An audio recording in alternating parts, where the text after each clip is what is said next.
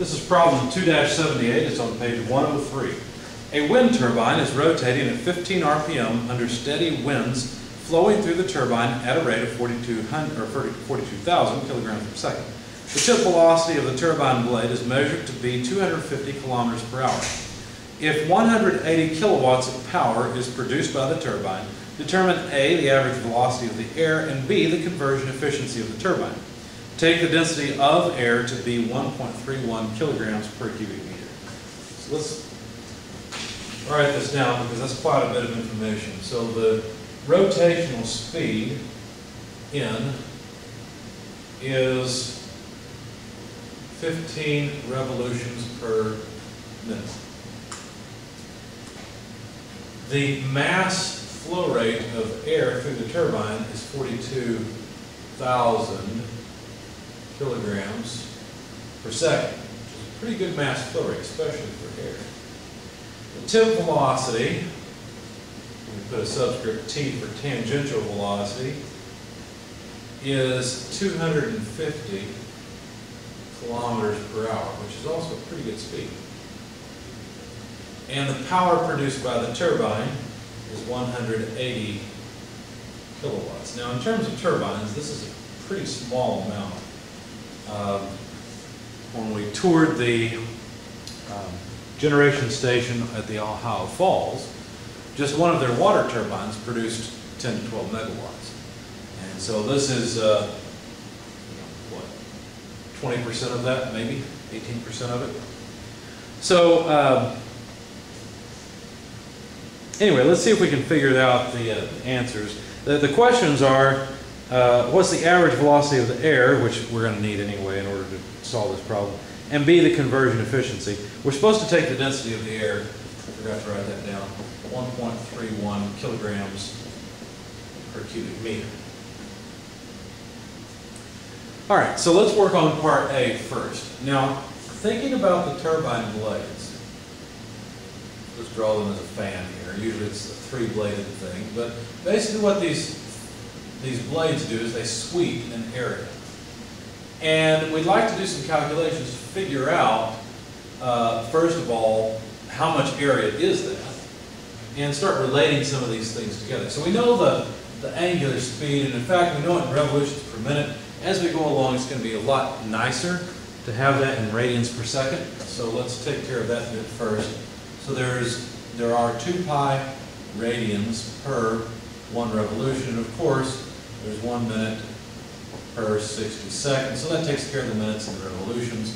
And so let me just write the result up here. So 15 multiplied by 2 multiplied by pi, that's the upper part, divided by 60 gives me 1.5708 or so radians per second. So this is n omega. Okay, there's the angular speed in radians per second. The other piece of information we have is the tip velocity, or the tangential velocity. Now, I don't like it in kilometers per hour, so I'm going to multiply 1 hour per 3,600 seconds, and I'm going to multiply 1,000 meters per 1 kilometer. So that takes care of that bit. So 250 times 1,000 divided by 3,600 is going to be the same thing as 250 divided by 3.6. So let's just do that. So this speed is 69.44 repeats forever, if you care about that, meters per second. Now what can I do with all of this? Well, notice I'd like to know how much area there is. Why would I want to know the area? Well, we've been given a mass flow rate. If I know the density, can I calculate the volume flow rate? Sure. I can calculate the volume flow rate. It's just the mass flow rate divided by the density. Let's take care of that first. So that's 42,000 kilograms per second divided by 1.31 kilograms per cubic meter. Okay, so let's just do that. 42,000 divided by 1.31 gives 32,061 or so cubic meters per second. So there's our volume flow rate. Well, why do I care about all this? Well, the reason I care is because the volume flow rate is equal to area times velocity. So if I knew this area, this whole circular area, and I know the volume flow rate, then I can calculate the velocity. That's the first thing they ask us to do, the volume flow rate over area. So from that, I can calculate the wind velocity. Now, in order to do that, I need to know this area. Well, how can I do that? Well, we have to be careful. We have to go a little bit more clever here. We know the angular speed and a linear speed. Are angular speed and linear speed related? Of course they are. If you were standing right here, all you would do is rotate. You would have no translation. You would just have rotation. As, imagine if you could walk out along the blade, as you moved out farther and farther, you'd move faster and faster. But the angular speed at any point on that body is always the same. So what's the relationship between these two? Actually, it's pretty easy. The tangential velocity is omega times r. Now, in dynamics, we may write that as omega cross r because it really is a cross product. But for our purposes, this is fine. Notice what we can do with this. We can get the radius. So there's the radius. So the radius is just the tangential velocity divided by the angular speed. We know these things, that the tangential velocity is 69.44 meters per second, and the angular speed is 1.5708 radians per second. So the seconds go away, the radians go away for free, and we get meters. That's what we needed. So 69.44, I'll just round it off. Well, I'll put a couple fours in there, I guess. Divided by 1.5708 gives a radius of, tell you what, let's put it over here. So let's pull this radius off so we can see it. The radius is 44.21 meters, where I'll round it off. Okay, so that's not a very good four. Let's try that again. 44. Okay? So there's the radius of the blade. Okay, that's all well and good. So now how can we calculate the velocity? Well, the area would just be pi r squared. So since I have the number in my calculator, I'll just square it and multiply it by pi. So that's 6,140 or so square meters of area. So now let's calculate the velocity, which is what they wanted at the beginning. Notice we haven't done any thermodynamics yet, right? All we've done is geometry, really.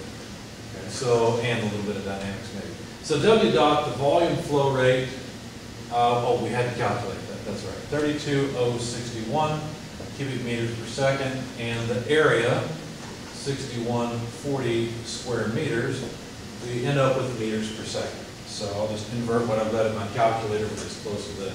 Multiply by 32,061, and we find then that the velocity of flow is 5.22 or so meters per second. Now, what velocity is this? It may be a little confusing because we've got a velocity up here. That's the tip velocity, or the tangential velocity of the tip of these blades. This velocity is the air's velocity flowing through and driving the turbine. Okay, so that's something different. Notice, of course, the tip velocity is much higher than the velocity of the air, but that's okay. There's nothing that says that can't happen. So there's our velocity of flow, and that's the answer to part A. Now part B says, what's the conversion efficiency of the turbine? Now we're getting into thermodynamics. So let's see, what do we need? Radius we've got, we've written that down, we don't need the equation anymore. Volume flow rate, let's make a note of it over here in case we need it. I don't think we will, but just in case. 32,061 cubic meters per second. We also discovered that the velocity of flow is 5.22 meters per second. Okay, now, conversion efficiency, what would that be? Well, efficiency is always desired output over required input. What is our desired output in this case? Well, the desired output is the power coming out of the turbine. That's the whole reason you build the turbine in the first place, is to get power out of it, right? Where does that power come from? Well, that power comes from fluid power in the air, right? Now, if you look at the types of energy that the air can have, it would be flow energy, basically, or kinetic energy, or potential energy. Now, I'm assuming this is a horizontal axis turbine. We aren't talking about some other odd thing. And so before and after the turbine, there's not really going to be any change in the elevation of the air, nor will there be any significant change in the pressure of the air. Now that's an approximation. In reality, there will be some, but for our purposes, this is fine. So the last thing is the kinetic energy. All we're really doing is extracting kinetic energy from the air. Well, what's the most we could theoretically ever extract? Well, if you made the air stop moving, that would be the most. So what we're trying to do here is say, how much are we taking versus how much is available? Okay? So to quantify that, the power flow rate that the air, let me call it fluid, that's what it is, that the air pulls in or brings in or delivers to the turbine is the mass flow rate of the air times the amount of energy that each unit mass of that air has. So all we have to do here is divide by the mass flow rate of air times the energy that each unit mass has. Now, notice that each unit mass will only have kinetic energy. So we can write it this way. Power output divided by mass flow rate multiplied by V squared over 2. Okay? So now let's continue. We're at a point where we can plug in numbers. The power output of this turbine is 180 kilowatts. It's good. That's more than enough to power several homes. The mass flow rate of the air was given as 42,000 kilograms per second. And the kinetic energy, based on the velocity, let's see, we had a velocity, there it is, 5.22 meters per second quantity squared over 2. Okay? Now, I'm going to do a conversion here. I'm going to go ahead and expand this kilo out, add 3 zeros and have watts, because I already know that a kilogram per second times a meter squared per second squared will end up being a watt. But let me prove that to you. A kilogram per second times a meter squared per second squared, because remember that exponent works on the units just like it does on the numbers. Well, a kilogram meter per second squared, so we've got 1 meter, is the same thing as a Newton times a meter per second. A Newton meter is a joule, and a joule per second is a watt. So I know that the denominator has units of watts. And since the numerator has units of watts, then basically all of our units are gone. And we get something dimensionless, which is what we would want for efficiency. So we're finally at the point of grabbing our calculators and plugging everything in. I've still got the velocity on my calculator, so rather than rounding it, I'll just hit x squared divided by 2. It'll give me this, multiplied by 42,000. It's in the denominator, so I need to invert it. So x inverse, multiplied by 180,000. Make sure I get the right numbers of zeros. So let's see, 4 zeros. Yeah, there we go. Looks like the conversion efficiency is 0.314 or so. And so that's 31.4%. You may look at that and say, well, that's not very good. Well, for air flowing for free through a turbine, I don't think that's too bad. On the other hand, there's no way we can get anywhere close to 100% efficiency, because you know the air can't stop after the turbine, right? It has to keep moving to get out of the way so that the next bit of air can come through. So this is actually doing pretty well. But the efficiency of the turbine, the answer to part B, is just 31.4%.